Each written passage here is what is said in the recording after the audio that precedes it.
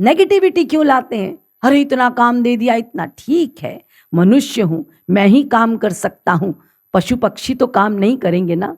यदि जरूरत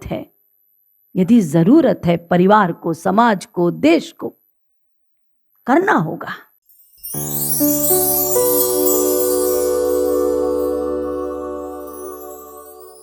विधाता ने रजोगुण, तमोगुण और सत्वगुण तीनों को मिलाकर ये सृष्टि की है।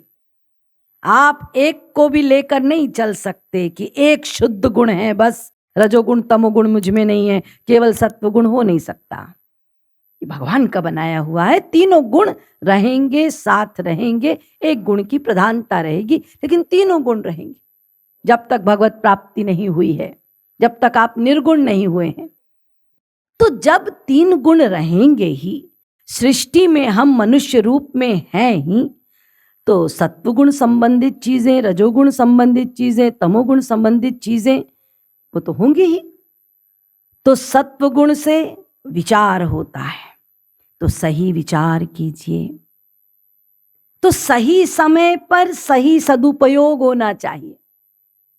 अब आप विचार तो बहुत कर रहे हैं लेकिन कर्म शून्य है तो भी काम नहीं बनेगा। बहुत प्लानिंग हो रही है, बहुत विचार हो रहा है, लेकिन प्रैक्टिकल में है ही नहीं कुछ, कर्म शून्य है तो भी बात नहीं बनेगी, सदुपयोग नहीं होगा।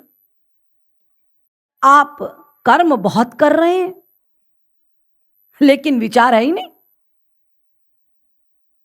तो वो कर्म का क्या लाभ होगा?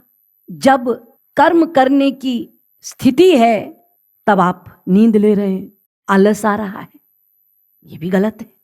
कर्म शून्य हो रहे हैं, विचार शून्य हो रहे हैं, अपने गुणों को सही तरीके से आप उपयोग में नहीं ला रहे। तीनों गुणों की जरूरत है। नींद के समय नींद लीजिए, कर्म के समय कर्म कीजिए, विचार करते हुए। इन तीन गुणों का सही समय में सदुपयोग कीजिए ना।